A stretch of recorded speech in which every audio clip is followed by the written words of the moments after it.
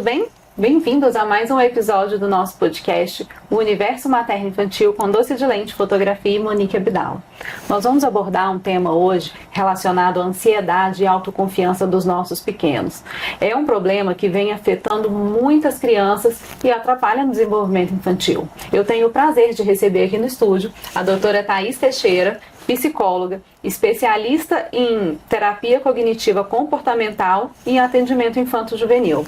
Bem-vinda, doutora Thaís. Monique, muito obrigada pelo convite. É um prazer fazer parte desse podcast com assuntos tão necessários e importantes, principalmente se tratando do desenvolvimento infantil. Eu sou a Thaís, sou psicóloga, trabalho com crianças, adolescentes e adultos.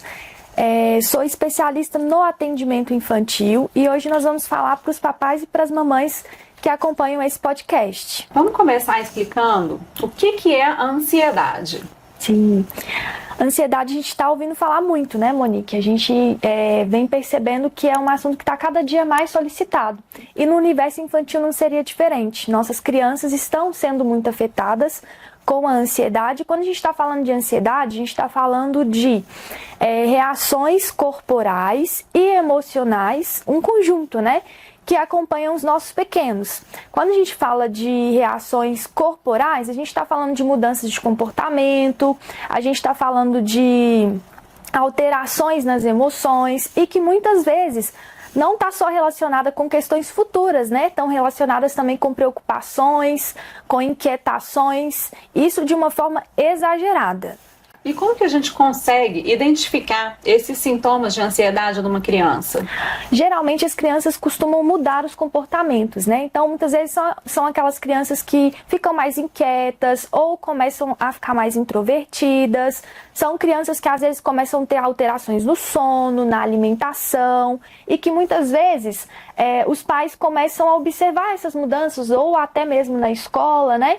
E aí vão procurar às vezes um especialista para entender o que é que está gerando essas mudanças. Então são várias as mudanças que podem ocorrer, mas a percepção geralmente que o comportamento que geralmente muda da criança, a gente já precisa dar essa sinalizada e procurar um profissional para ajudar. Vem daí a importância do pai acompanhar o dia a dia daquela criança, né? Porque Exatamente. Na correria sai muito cedo, chega muito tarde, não percebe as alterações de comportamento e muitas vezes isso vem até da escola, né? Isso mesmo. Então, às vezes, na rotina, né, na correria do dia a dia, coisas podem passar despercebidas. Mas a criança, se a gente conseguir observar, a gente vai perceber que vai dar sinais. E o que causa essa ansiedade? A gente consegue ter possíveis causas de onde que identificar, né, de onde que está vindo essa ansiedade? Sim, vai precisar da ajuda de um profissional, né, para estar ajudando a gente a entender um pouquinho melhor, mas geralmente tem a ver com causas genéticas, tem a ver com mudanças no ambiente, tem a ver também com as relações que essa criança está inserida, né? Vamos pensar que um papai e uma mamãe que também vivem, né, sinais e sintomas ou até mesmo um transtorno ansioso, pode, de certa forma, contaminar também o contexto na qual essa criança está inserida. Então, fatores genéticos, fatores ambientais, mudanças, né, de comportamento, como a gente vem mencionando, a questão da rotina também, às vezes isso impacta muito também, que às vezes é uma criança que já tem uma rotina muito agitada, né? Já tem uma vida, mesmo que pequenininho, muito corrida. Então, tudo isso pode ser fatores que podem gerar vulnerabilidades para o desenvolvimento de uma ansiedade. Você falou da questão da família e eu não tenho filhos ainda, mas eu imagino, né? Na minha correria, na correria do meu marido, a gente já é ansioso por natureza, né? Com o trabalho que vai fazer, com o material que tem que entregar, com um compromisso. A gente insere a criança nesse ambiente, né? Exatamente. Então, como que os pais, né, que estão assistindo, eles conseguem fazer a manutenção dessa ansiedade, né? Então, a gente conversou um pouco antes, né? E você tinha falado comigo que o pai acorda em cima da hora e a mãe para levar aquela criança para a escola, arruma correndo, toma café da manhã correndo. Tudo isso vai gerando ansiedade na criança. Exatamente. Então, às vezes a gente acorda já em cima do horário. Já vai correndo para poder acordar a criança, né? Vamos rápido, toma um café rápido, veste roupa rápido. Então, tudo com uma necessidade grande de urgência, né? E aí, essa urgência para a criança que está ali começando a fazer a regulação emocional, para ela é muito difícil. Ele não consegue assimilar aquele ambiente que ele está inserido e a gente não consegue se planejar para atender aquela criança E aí ela começa a querer atender às nossas expectativas. Então ela começa a trazer essa urgência para o mundo dela, né? E aí vem a nossa dificuldade, né? De conseguir equilibrar tudo isso para não fazer mal nem pra gente, nem pra criança.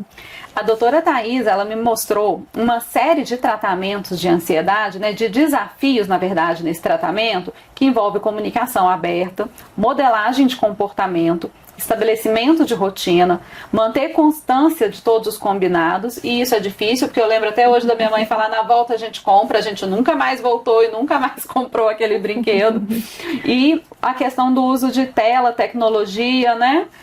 Tem que ter, mas tem que monitorar. A gente consegue abordar um pouquinho de cada um desses? Sim. Né? Começando aí com a comunicação aberta, como que a família trabalha isso? Sim. Quando a gente fala de comunicação aberta, a gente fala dessa importância dos pais sentarem com a criança. Quando perceber um comportamento diferente, a gente sentar, entender o que é que está acontecendo, né? Pedir para a criança ouvir, né, a criança o que ela tem a dizer e pedir para ela contar um pouquinho do dia a dia dela também, para saber se nesse contexto do dia teve alguma situação que gerou essa ansiedade. Mas a gente só consegue isso ouvindo, observando e tendo essa comunicação aberta com a criança. Então a gente também vai ter que se organizar para tirar um tempo para ter essa comunicação. E eu imagino que a maioria dos pais não faz essa parte de ouvir, né? Porque como eles são autoridade, né, eles só mandam. Alguns clientes aqui, são raras as vezes que quando a criança não quer fazer foto, eu vejo a mãe sentar, mas por que você não quer conversar com aquela criança, entender qual que é o momento dela? Geralmente vem a ameaça. Exatamente. Se você não fizer, a mamãe vai ficar chateada.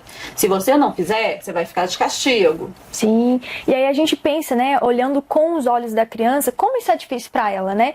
Eu tô fazendo uma coisa que às vezes eu não quero, que eu não tô tão confortável assim, mas eu vou machucar minha mãe se eu não fizer isso, eu vou magoar ela, eu vou ferir, porque isso é importante para ela. Então aí começa também, se for uma criança já vulnerável, né, a desenvolver sinais e sintomas de ansiedade. E o que a gente consegue entender por modelagem de comportamento? E essa daí é muito importante. Geralmente os pais, né, eles têm comportamentos ansiosos e até na forma de tratar a criança, que muitas vezes a criança modela no comportamento dela. A criança, ela observa tudo que a gente faz, eles ficam de olhos abertos, né, prestando atenção a cada detalhe.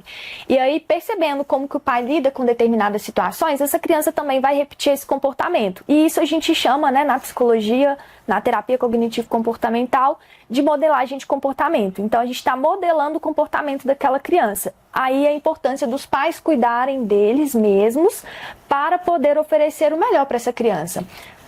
Posso entender que, por exemplo, hoje que é muito comum o trabalho de home office, você vê seu pai lá estressado, falando alto no telefone, a mãe com aquele monte de tarefa ali, muitas vezes trabalha fora, trabalha em casa. Tudo isso a criança associa que é normal ter esse comportamento e ela repete isso na vida dela, na escola. Exatamente. Então vamos pensar que o pai fala com a criança assim, senta aqui, vamos fazer o para casa. Na hora que ela for falar com o pai, ela vai falar a mesma coisa. Pai, senta aqui, vem brincar comigo. Com a mesma energia, com a mesma intensidade. Por quê? Porque ela está aprendendo que é dessa forma que a gente vai lidar com essa situação. Então, papai e mamãe, fiquem atentos a como você lida com a sua criança, como que você conversa, como você orienta, como você chama atenção. Porque isso é importante e a sua criança está de olho. O tom de voz também, eles imitam, né? Sim. Essa parte aqui, essa eu consigo entender, porque eu tenho toque, estabelecimento de rotinas.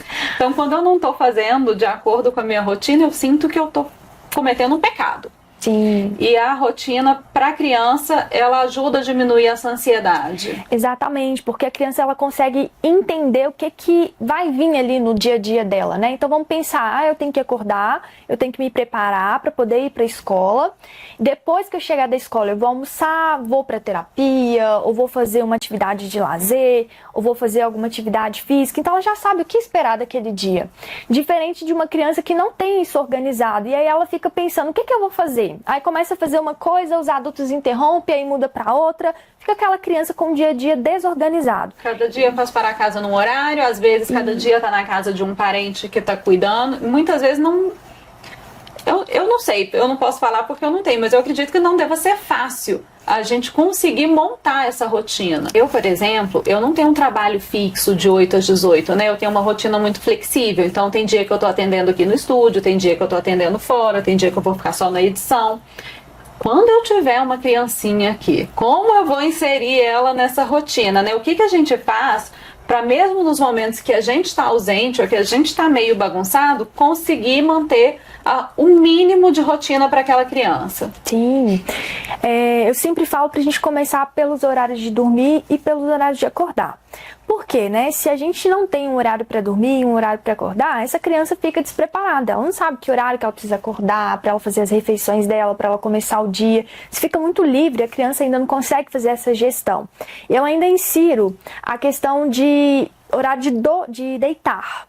Por que deitar, Thaís? Porque o horário que a gente deita, se prepara, se programa para dormir, aí eu falo para contar uma história, seu horário para conversar como foi o dia, escutar uma música para desacelerar.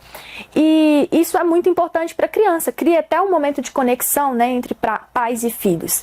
E esse horário que a gente deita, a gente vai se preparando, vai se organizando para depois a criança dormir. Automaticamente deitar e dormir é muito difícil, né? Então é muito importante inserir esses horários, assim como também os horários para alimentação. Então ter um horário, né, para essa criança já saber o horário que ela vai se preparar para poder se alimentar é muito importante. As outras coisas, né, a gente vai adaptando. A gente precisa de uma rede de apoio também, né, Monique? Igual você explicou. Se você não tá aqui, quem vai ser o apoio, né? Então os pais precisam pensar nessa pessoa também, seja uma cuidadora, seja um avô, um tio, alguém que vai auxiliar. Então é importante a gente se organizar para isso. Você falou também do momento de deitar e o momento de dormir, né? Eu acho que isso vale até para adulto também, porque a hora que eu deito, eu vou lá e pego meu celular e vejo mensagens não respondidas. E lá na cama eu saio respondendo as mensagens que na correria do dia a dia não deu.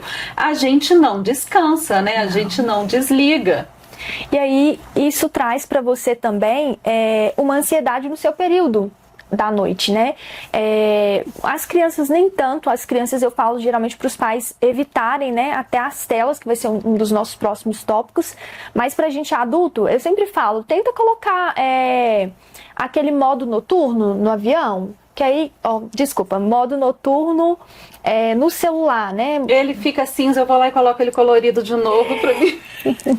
Eu tento colocar, mas eu mesmo vou lá e desfaço. E aí a gente trabalhar a nossa disciplina, né? Por quê? Isso é importante para você. Você, com esse horário colocado ali para você descansar, vai trazer para você também um sentimento de que você tá relaxando, de que você tá cuidando mais de você. Então a gente tem que ter essa disciplina. Esse é meu horário, eu não vou trabalhar nesse horário, porque senão a gente traz ansiedade pra cama, né? Eu brinco que é levar a ansiedade pro seu travesseiro. Aí não pode. O meu tá cheio, cheinho. Vamos esvaziar, gente. Esse tópico de manter a constância dos combinados, minha mãe lembra disso, que a gente passava num lugar, eu quero, na volta a gente compra, né? Se você fizer isso, eu te dou aquilo, e aquilo nunca chegou. E não é só na minha época, porque eu vejo isso acontecendo aqui com os meus clientes também. Sim. Né? E tem a ansiedade da criança de esperar aquele presente, esperar aquele momento, e tem a frustração da criança também porque ela não recebeu aquele combinado. Exatamente. Então, papai e mamãe, né? Sempre que combinar, seja um passeio, seja um presente, seja alguma atividade que você vai fazer com aquela criança, é importante manter essa constância. Assim como também a constância do que você acorda com ela em relação a comportamentos esperados, em relação à disciplina. Então, exemplo, falei pro meu filho que ele não vai assistir televisão depois das 10. Esse combinado a gente precisa manter, porque se hoje você deixa, amanhã você muda de ideia, depois da manhã você deixa ficar até meia-noite, a sua criança não vai respeitar esse combinado, porque nem você está respeitando, né? Então ela vai adaptar e vai tentar jogar o jogo do jeito dela. Então, papai e mamãe, os combinados que você estabelece com o seu filho, eles precisam ter essa constância. Tem que ser cumprido. Cumprido. E a gente também, né, Monique? A gente também precisa cumprir esses combinados com a gente, né? Mais um desafio que a gente vai tratar aqui nessa questão da ansiedade é o uso de telas, né? É um tabu hoje em dia, e o que eu vejo aqui na minha vivência no estúdio com os meus clientes. Eu recebo clientes aqui que a criança já está com 3 anos e nunca teve acesso à tela, completamente assim alienada em relação à tecnologia, E eu recebo crianças com menos de 3 anos que ficam no tablet o tempo inteiro. Principalmente se for o irmãozinho mais velho que veio acompanhar um newborn, né, uma sessão de acompanhamento. Para a mãe não ter trabalho, ela deixa ele ali. Sim. Não acho de tudo errado, né, porque a gente sabe que as crianças têm uma hiperatividade, estão num ambiente novo, mas aonde que os pais encontram esse equilíbrio? Porque a gente não pode deixar a criança sem acesso à tecnologia, mas não pode deixar essa criança mergulhada, né, nesse universo, porque às vezes até em festa infantil a gente vê a criança no celular em vez de estar desfrutando dos brinquedos. Sim. As crianças hoje não conversam. Sim. Como que os pais vão conseguir encontrar esse equilíbrio dentro dessa questão, né, da ansiedade das crianças para gerar uma criança mais autoconfiante? Sim. Eu falo que a comunicação entre os pais, ela é extremamente necessária, porque às vezes o pai deixa, a mãe não deixa, aí fica aquela confusão. Um é bonzinho, o outro é o malvado. Exatamente. Então, assim, os pais precisam sentar e decidir qual vai ser esse limite, né? Como que a gente vai fazer, em quais situações a gente vai permitir, onde a gente vai tentar segurar um pouquinho mais. Realmente, as crianças hoje, elas estão muito inseridas, né? Então, os pais pensarem como lidar com isso no contexto deles vão ser muito importante para a gente repassar isso para a criança. Então, qual que é o ponto de equilíbrio, né? A gente está num evento social, a gente precisa que a criança socialize, que ela brinque, que ela participe, mas, gente, a gente também precisa pensar que os lugares que a gente vai frequentar, não sempre, né? Mas a gente também precisa pensar nas nossas crianças. Eu vejo, às vezes, no consultório, né? Conversando com os pais, aí eu pergunto, mas meu filho não quer participar dos eventos sociais, a gente vai, ele quer ficar no tablet. E aí eu falo, mas o que tem lá de criança? Ah, Thaís, eu levo para eles o tablet, às vezes eu levo um brinquedinho.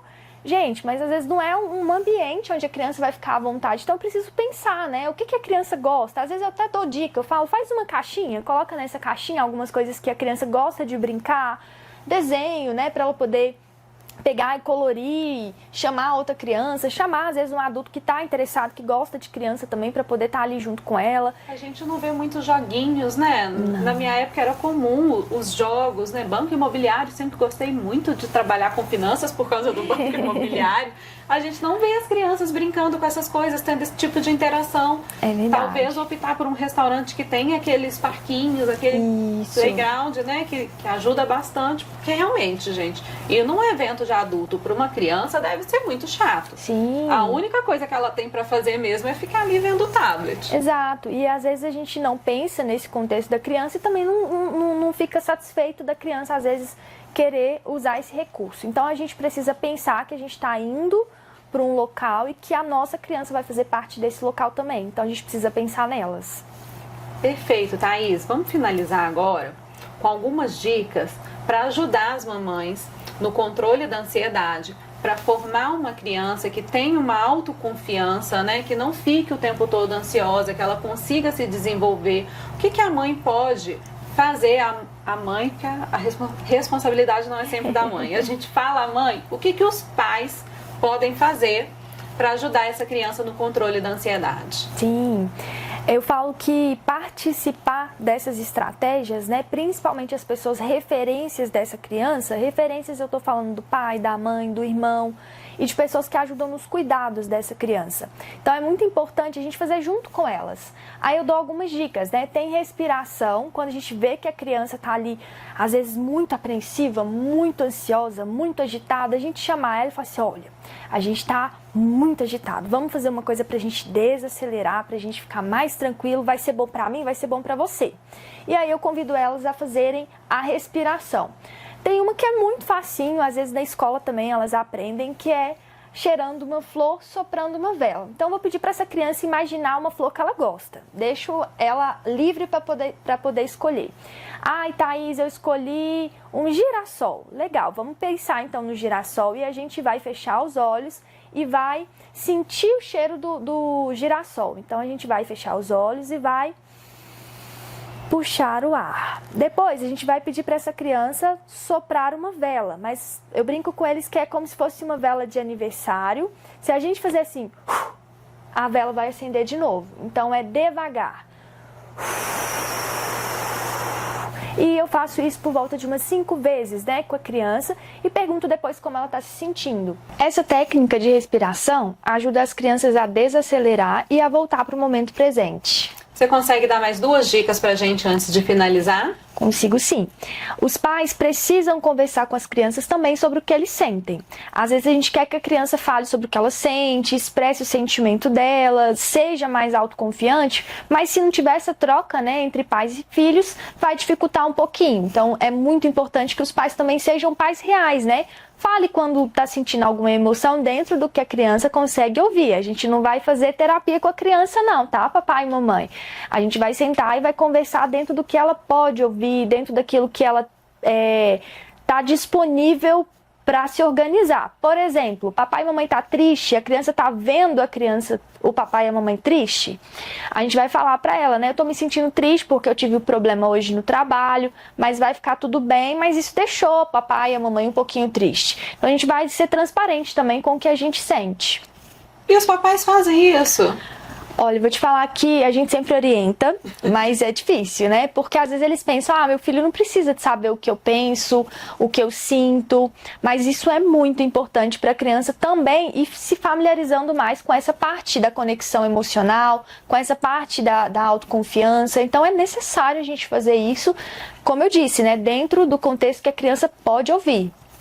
Uma das coisas que você colocou aqui também seria tempo de qualidade e atividade física, né? Sim.